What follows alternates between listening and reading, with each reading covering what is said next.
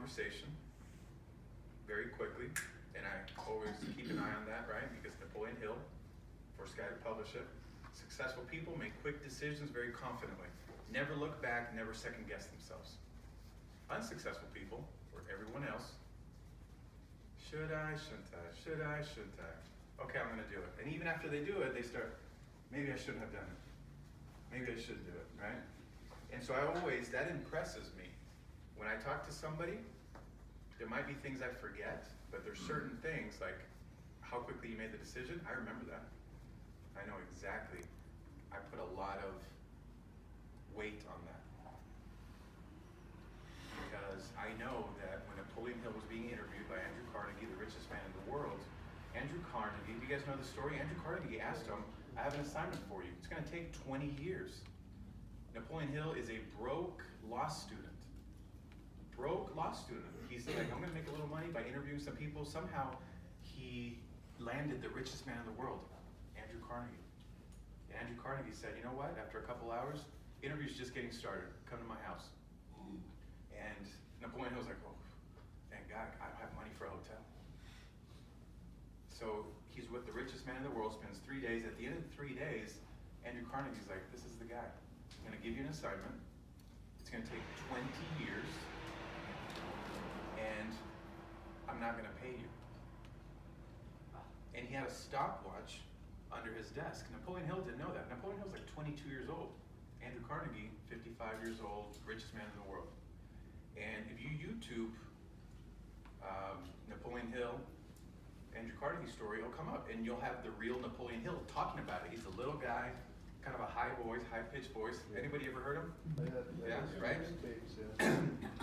And he'll talk about it. It's hilarious. Because he's like, here I am, 22 years old, I'm broke, and I'm being asked to work for the next 20 years for no pay by the richest man in the world.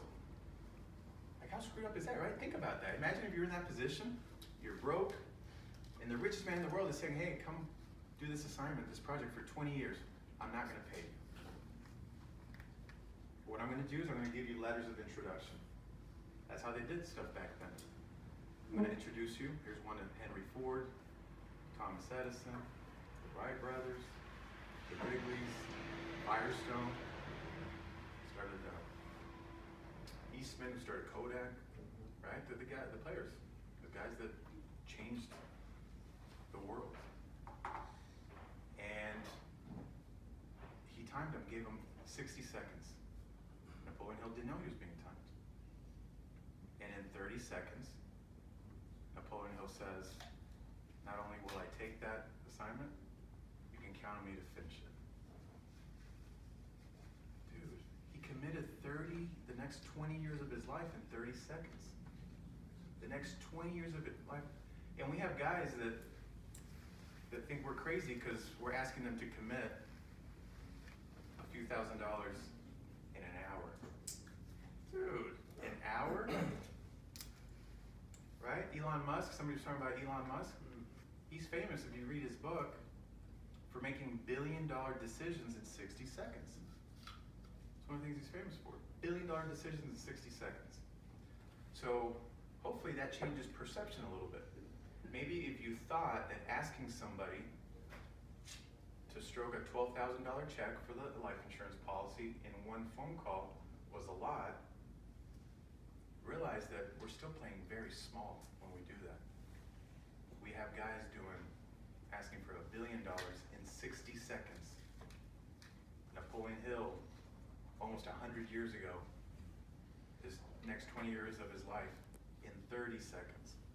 Guys, we're like amateurs. Like, that's nothing. You know, a whole hour for a few grand. If we're talking to the right person, it happens